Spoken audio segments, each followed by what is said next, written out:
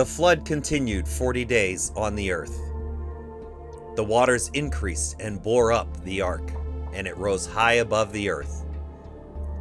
The waters prevailed and increased greatly on the earth, and the ark floated on the face of the waters. And the waters prevailed so mightily on the earth that all the high mountains under the whole heaven were covered. Join Zachary Klein and the Missouri Association for Creation as they investigate the remnants of the days when Missouri was on the seafloor.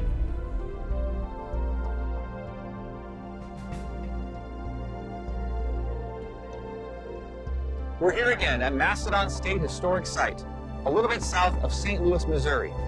And we're here to talk about the rocks, specifically the rock record, the sequence of different types of rock and different formations that are stacked on top of each other that we find across all the world, on all the continents. And we're going to be talking about the fossils contained in that rock record and the story that these two lines of evidence tell us about our past. Now, conventionally, rocks like this limestone cliff behind me are said to represent the long history, millions of years of slow accumulation and slow depositional processes that took place over Earth's history of about 4.5 billion years in conventional dating terms. And the fossils contained in these rocks are said to represent the slow transition of animals living and dying and changing slowly over time, evolving into more complex forms of life, all the way to the modern era and the animals and plants that we see here today. But is that record of gradual deposits, of slow change over time, is that the only story these rocks can tell us? We're going to take a look at sites here at Mastodon. We're going to take a bit of a road trip and look at other locations in the St. Louis area, looking at the geology of a particular formation of rock, which again is said to represent millions of years of history. And we're going to find that there is something else about these formations that tells us a very different story about our past and points us to a very different future. In the pre-flood world, we have all sorts of different environments, including big lime deposited areas with lots of organisms out in these clear waters. And as the floodwaters rise, they begin to pick up these loose sediments and all the organisms that are in them and bury them in successive waves of sediment, one on top of the other. And so we believe that as the flood progresses, it goes through these different ecosystems, burying them in some sort of order that reflects the pre-flood ecology, the distribution of animals and plants.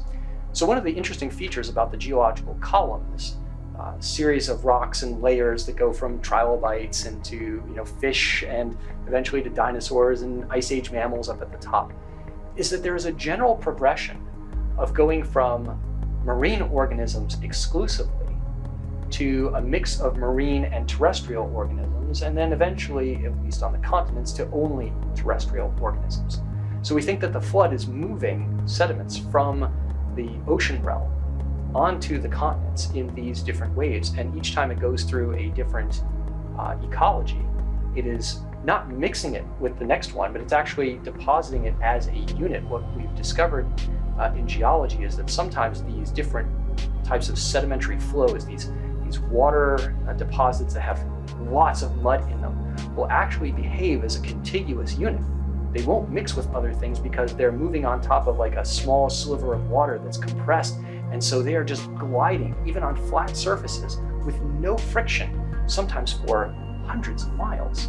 And this would allow these different communities to be deposited in an order, giving us the order of the geological record, not because of millions of years of evolution and not because of the gradual development and extinction of different life, but because the floodwaters encountered different communities of organisms over the successive phases. Bentonite is volcanic ash from eruptions that took place on the east coast of North America. So what's really fascinating when you look at this from a global perspective is you have volcanic eruptions happening on the east coast of North America during what's called Ordovician time, which is all of these layers here are classified as Ordovician. Those volcanic eruptions dumped ash over much of North America. There's multiple of these ash layers that become a type of clay called bentonite over time. This clearly is limestone that was deposited quickly. When we look at these layers, we're not going to find a lot of evidence of animals burrowing and mixing up the sediment, which is called bioturbation.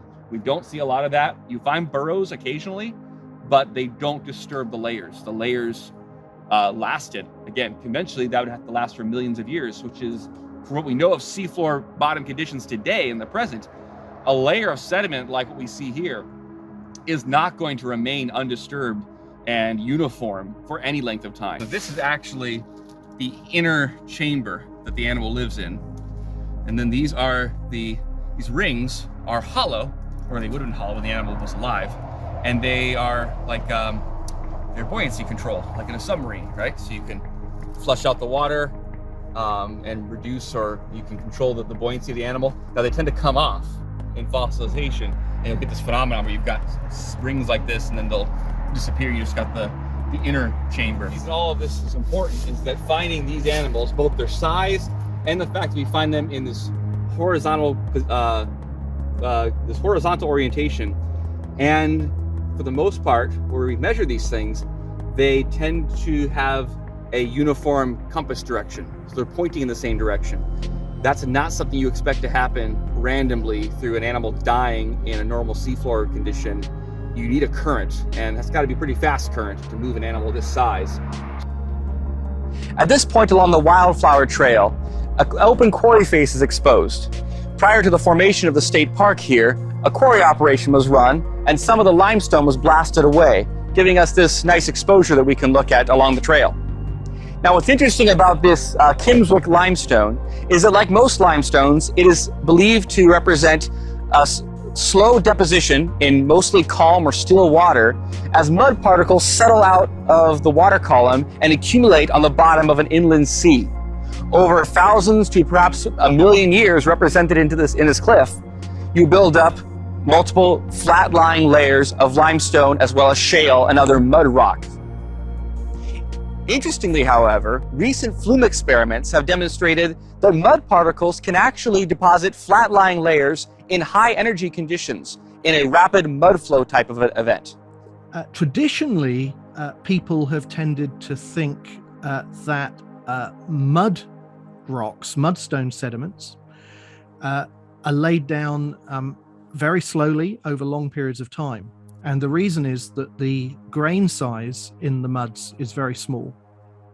Okay, so mud rocks are made up of clay or silt-sized sediment grains. Clay is microscopically small.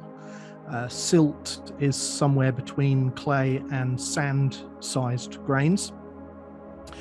And the idea is that the sediments formed by the very slow settling out of these very fine dispersed mud particles and required very quiet water conditions in order to be deposited.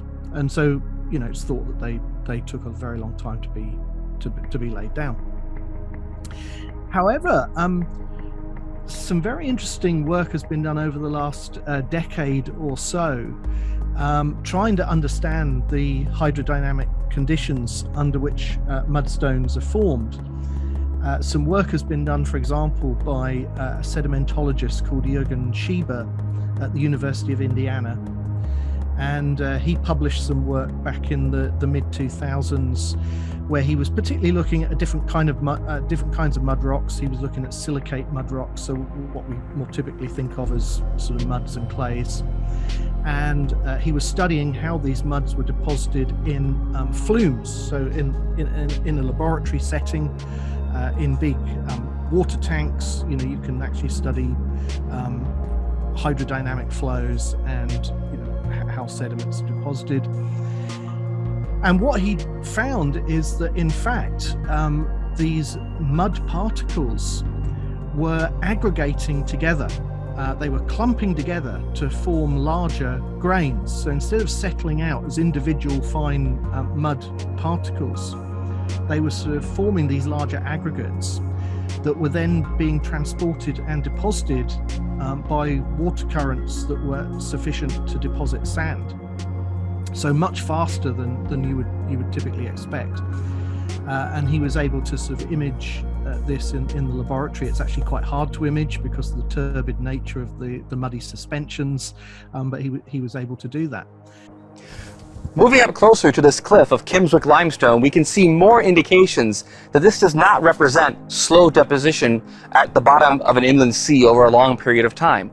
For example, this cliff is full of fragments of crinoids. Now, crinoids represent Missouri's state fossil. They're sort of like a sea lily, and some modern relatives survive today. The segments of a crinoid will break apart and become scattered throughout a sediment flow like what we're seeing here. As you look closer, you'll see that the fragments of crinoids are strewn throughout each layer of limestone. Rather than being fully assembled and in growth position, representing the place where these animals lived and died over a long period of time, instead we see evidence that they were transported here from some unknown distance away. This is a pattern that we see throughout the rock record, a pattern of rapid deposition and of rapid and catastrophic transportation of plants and animals being buried not where they lived and grew, but rather being uprooted and transported, broken apart, and fossilized and preserved today, miles, perhaps hundreds of miles from where they originally grew. The rock outcrop that basically forms the kind of bedrock of the Macedon State Historic Site is an Ordovician limestone called the Kimmswick limestone. It's a white, greyish, pinkish limestone. It's sort of medium to coarse grained, and it's very rich in fossils of crinoids, sea lilies.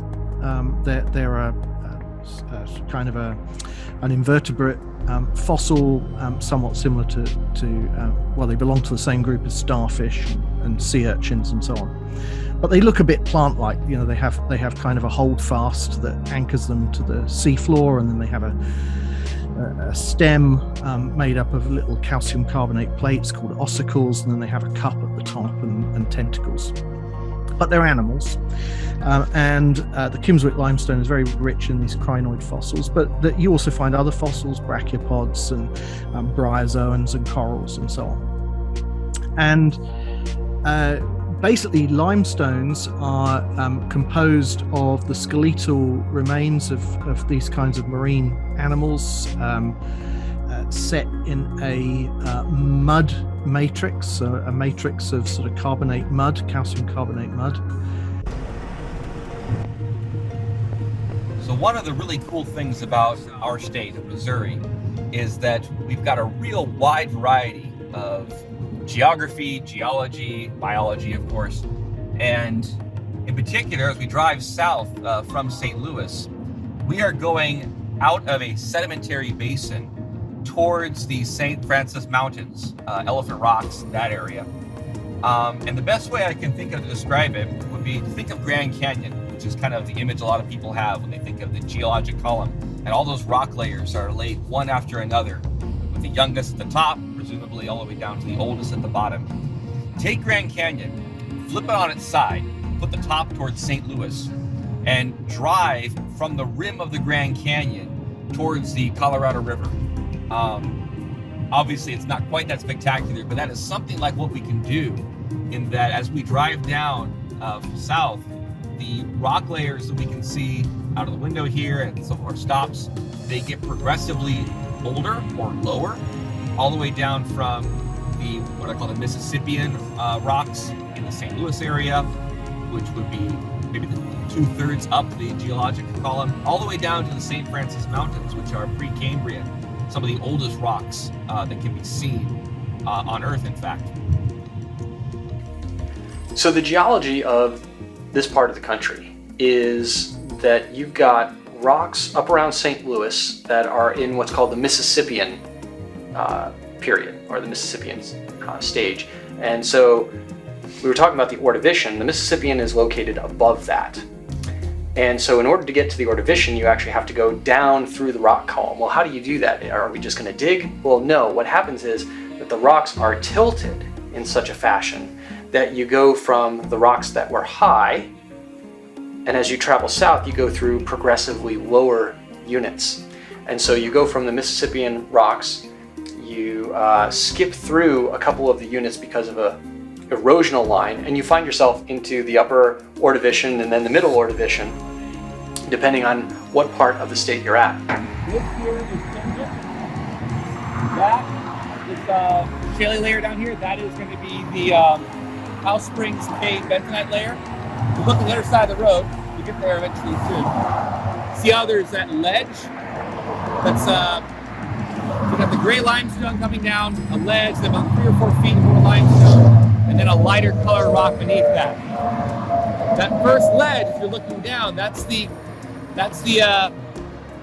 House Springs bentonite layer. Notice all the plant growth coming out of it because it's very shaly. It decomposes to clay, makes a good soil. Same with the top one here. So this stuff here, some limestone, mostly shale, very thin layers. And then above it and below it, you have Kimswick limestone. Now notice most of the Kimswick beds, they come in these packages about 2-3 feet thick. They have kind of soft bedding for them that you can kind of see as it weathers, but it's very flat. And for the most part, you don't see a lot of bedding. However, take a look at this. That's the kind of stuff we're looking for.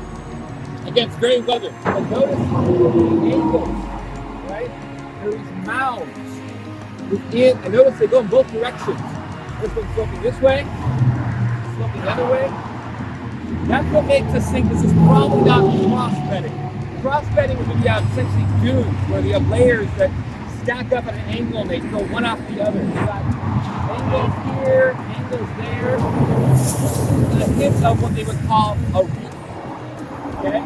It's not a coral reef. No coral in here. And the fossils here are all broken pieces of crinoid, brachiopod shells, made of what we call skeletal debris.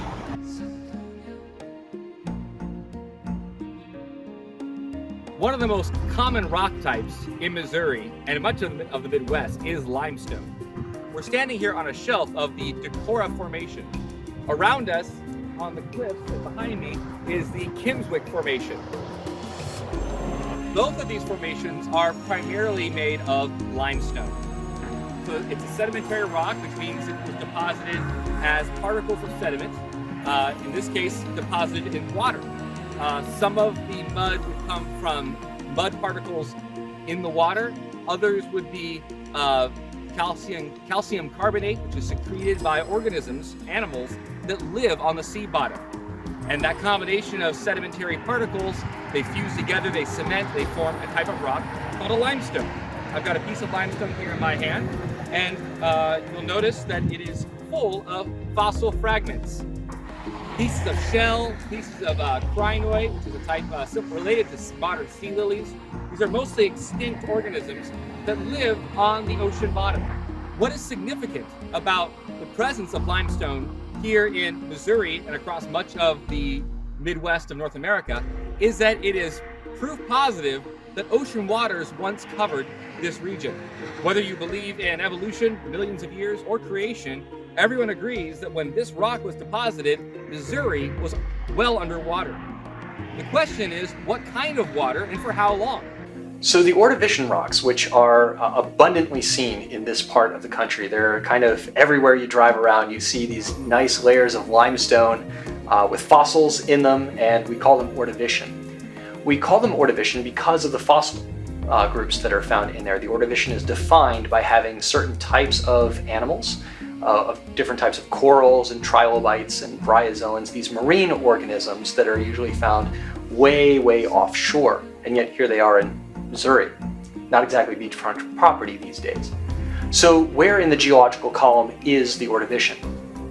Well, in conventional geology, the geologists believe that the Earth started 4.5 billion years ago, and we don't have any complex fossils until really maybe about 600 million years ago. And at 538, we begin what's called the Cambrian. And the Cambrian is the first appearance of a wide variety of complex organisms like trilobites and corals and brachiopods and bryozoans. All these different sorts of marine communities show up in the Cambrian. Young Earth creationists think that the Cambrian and some of the rocks just below it are probably the first rocks that were formed during the flood. The Ordovician is located immediately above the Cambrian. So from a creation perspective, thinking about a global flood and what's the order and the sequence of the rock record, the Ordovician is a group of rocks that were deposited very, very early on in the flood, before the floodwaters have made their way all the way through the ocean communities, before the floodwaters have reached the land-sea interface, the coastal regions, and before it has really gotten into the real interiors of the continents.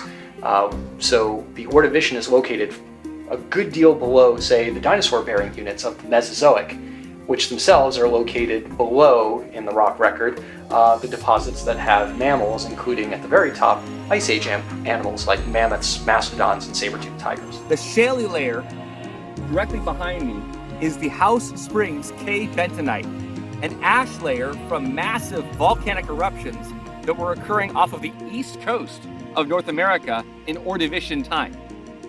Directly above this shale bentonite layer, we find our first bed of the Kimswick limestone that contains significant numbers of orthocone nautiloid fossils.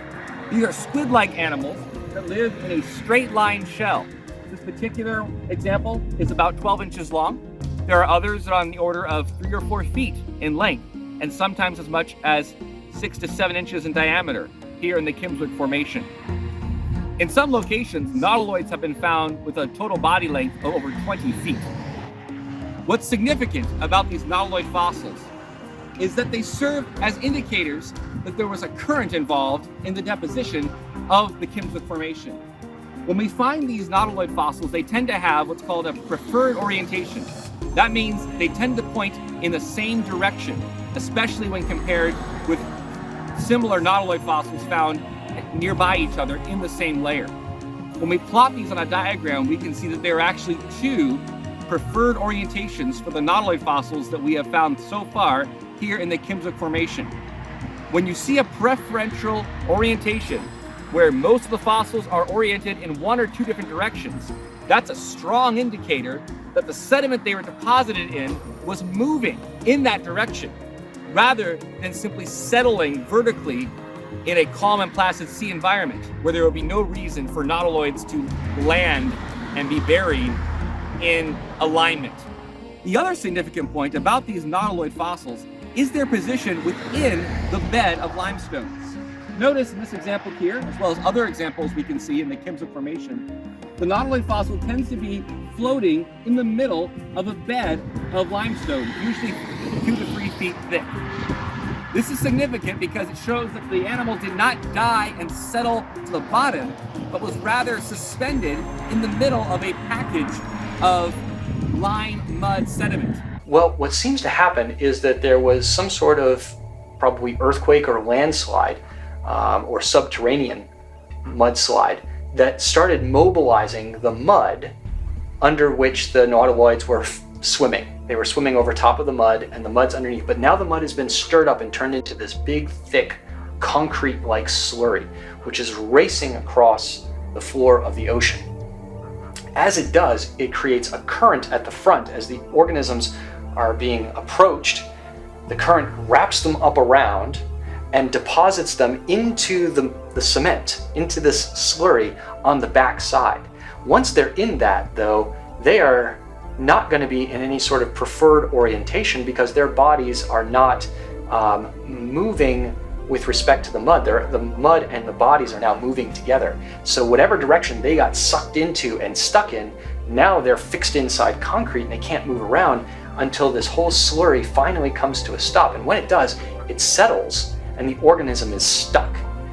Many people are familiar with the idea of a geologic column. It's the abstract, ideal sequence of rock layers that are believed to make up the ground beneath our feet. The geologic column, again, is idealized. You don't find the column in its entirety in any one place. And some folks have worried that maybe the entire column is actually an evolutionary invention. Maybe it's not actually a scientific fact or a empirical reality. The very first scientists to do stratigraphy, one of the first scientists, Nicholas Steno, an Italian geologist, originally proposed divisions in his own local geologic column around the flood. Rocks that he believes were from before the flood, during the flood, and rocks from after the flood.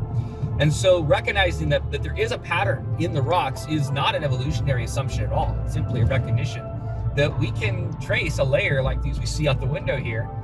We can trace the Kimswick limestone, for example, for very long distances, and we can map it, and it always appears above a particular layer. It always appears below another layer, and those patterns are consistent. And some of these layers, they can extend across entire continents. In some cases, they may even spread across multiple continents. The bulk of these rock layers are marine in origin. Limestones, shales, and even many sandstones, in fact, can be shown to have been deposited underwater sand waves.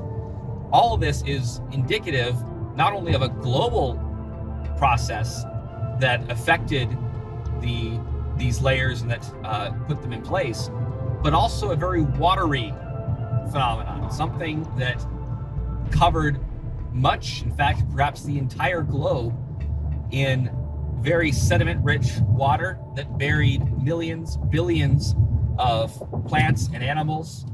And all of this can be seen at a global scale through the geologic column. And one of the other things I think that I found is that as I study the world around me and I see the ways in which it actually confirms what the Bible tells me, that's also very faith strengthening. It actually is true. It really does connect to the real world. And of course, when we come to think about the flood specifically, and of course that's a very big part of my life as a creation geologist, the flood ultimately reminds us of God's message of salvation in Christ. We think of the generation, Noah's generation before the flood, who were wicked, and we think of our own sin. Our own sin is every bit as worthy of judgment as the sin of those people who lived in Noah's day. But just as God in his mercy provided a means of salvation for Noah, so God has provided a means of salvation for us. So for Noah, God provided the ark, but for us he's provided a person, the Lord Jesus Christ, and we can flee to him for safety.